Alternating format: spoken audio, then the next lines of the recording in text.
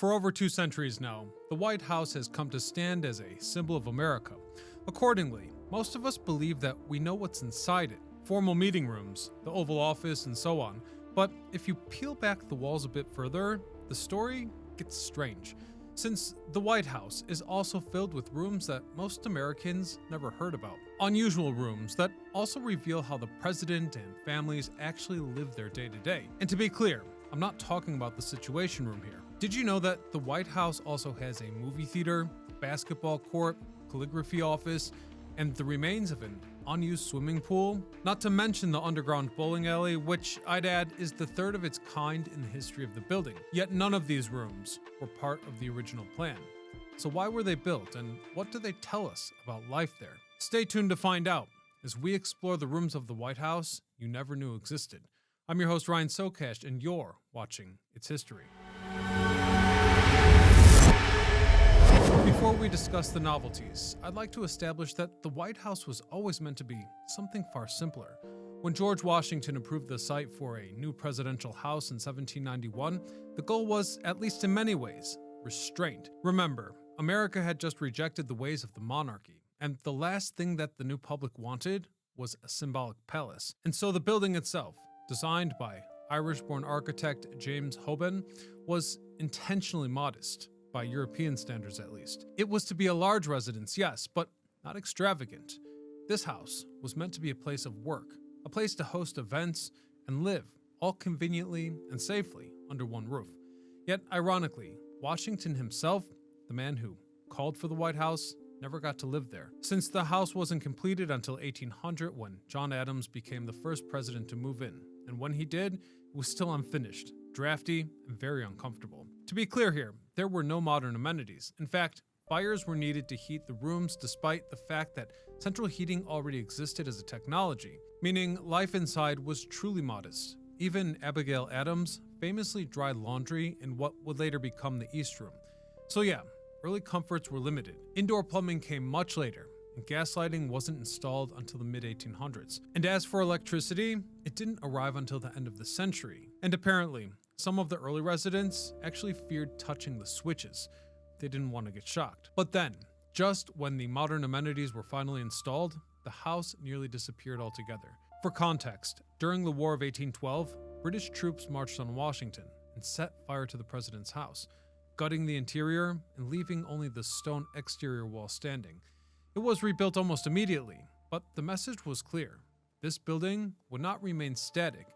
Rather, it would adapt, expand, and change with the country, for better or worse. And importantly here, it would also change with the complexity of the presidency itself. Originally, everything happened inside the main residence. Work, meals, reception, and private life, they all overlapped. Well, that eventually became unmanageable, as by the early 20th century, presidents needed separation between public and private, ceremony and work, family and staff.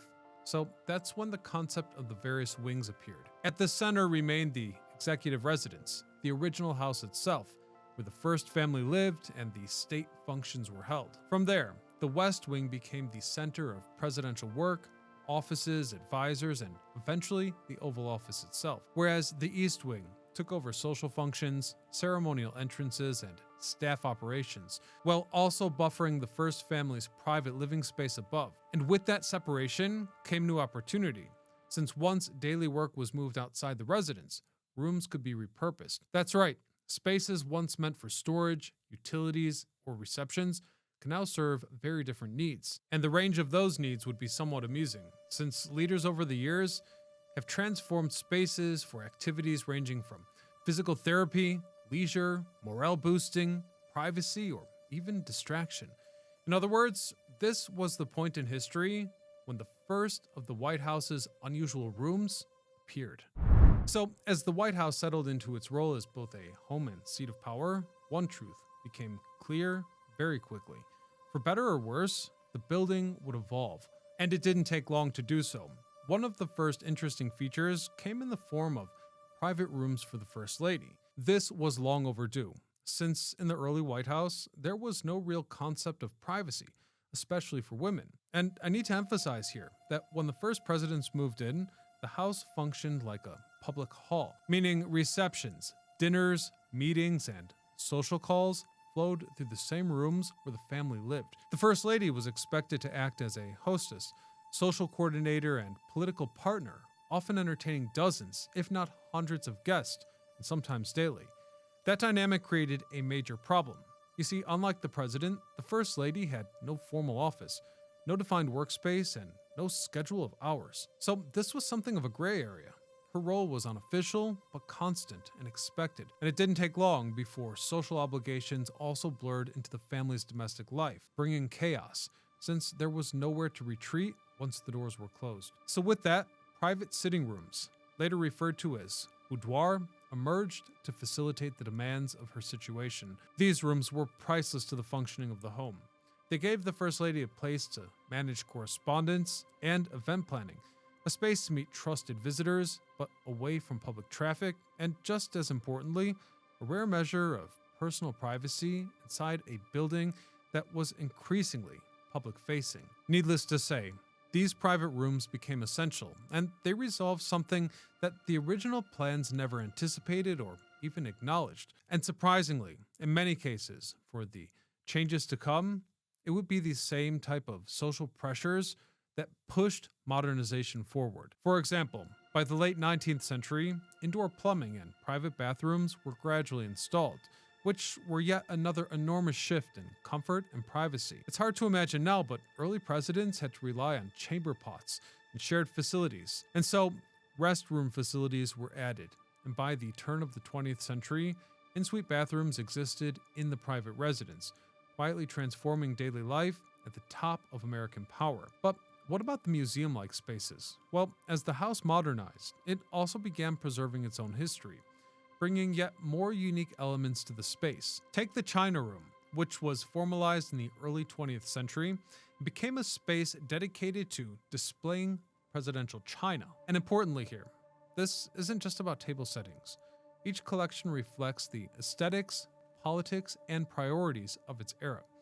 Hand-painted seals, custom motifs, and rare porcelain pieces are preserved here. And although it might seem a little bit boring to you, you have to understand that these dishes are actually an archive, a visual record of each administration and how they chose to present themselves to the world. Now, on the outside, the grounds have evolved as well. In 1902, during Theodore Roosevelt's presidency, the tennis courts were installed. Apparently, Roosevelt believed physical activity was essential to leadership, and the court quickly became a fixture of that notion. Over time, it would be resurfaced, relocated, and repurposed, sometimes for tennis and other times for basketball, reflecting how each president personalized the space, but without altering the building itself. Though one presidency reshaped the White House perhaps more than any other in the 20th century, Franklin D. Roosevelt, who arrived in 1933 with very special needs.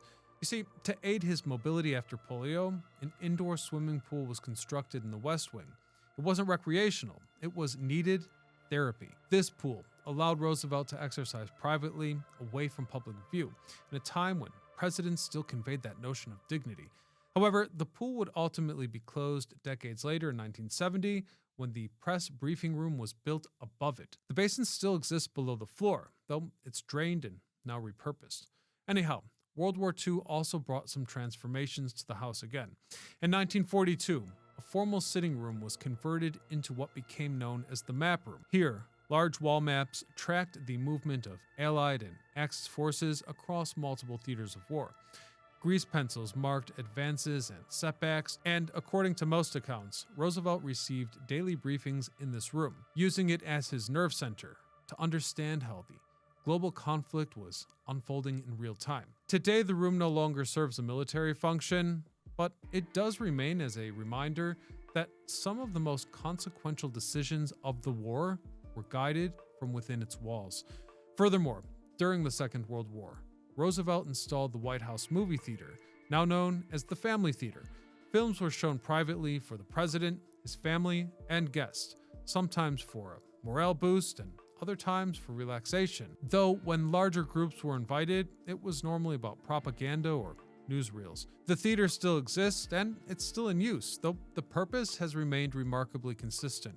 A place to step away briefly from the weight of the office. And I suspect that presidents to follow also needed some objects of leisure. In 1947, President Truman approved the installation of the first White House bowling alley in the West Wing.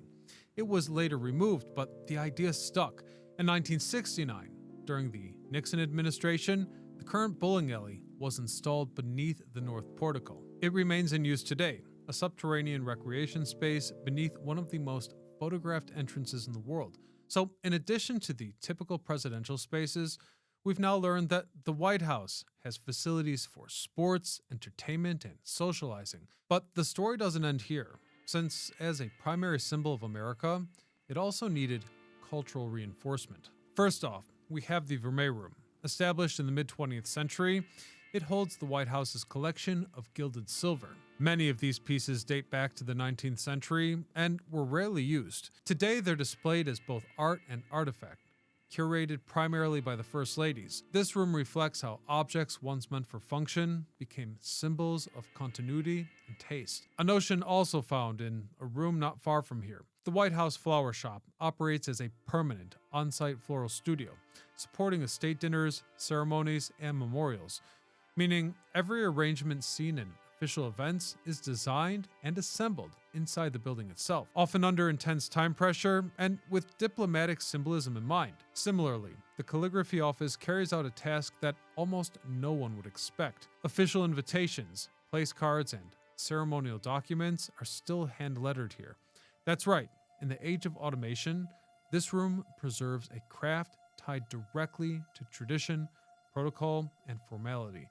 And those are not the only workshops of their type on site. The White House Wood Shop allows craftsmen to repair, recreate, and preserve historic furniture and architectural elements without removing them from the building. And you might be wondering why this work isn't just outsourced. Well, basically, it's about the preservation of American heritage. The White House Workshop allows craftsmen to repair, recreate, and preserve historic furniture, as well as architectural elements, without removing them from the building. And it's amazing to consider that something as simple as a chair or a table can have such a significant meaning that you can't even outsource its repair. Yet it does. Since through many of these objects, we preserve the memory of our heritage. But not every unusual room is so serious. Take the chocolate shop, where custom chocolates are produced for state gifts or special occasions, and serves as an example of how the White House internalized functions that most buildings would outsource. Anyhow, in the 21st century, personalization continued. During the Obama administration, the tennis court was temporarily adapted into a basketball court, reflecting the president's personal routine. It was a small change, but in keeping with the tradition of presidents shaping the White House to meet their needs and then leaving those changes behind for the next occupant. Which kind of makes me wonder, if we have workshops in the White House dedicated to preserving the old interior fixtures and furniture today, will there be a workshop in the future to preserve items like modern basketballs, tennis rackets, and bowling shoes? Let me know your thoughts on that in the comments section below. Otherwise, I thank you for watching, and until next time, I'm Ryan Sokash, signing off.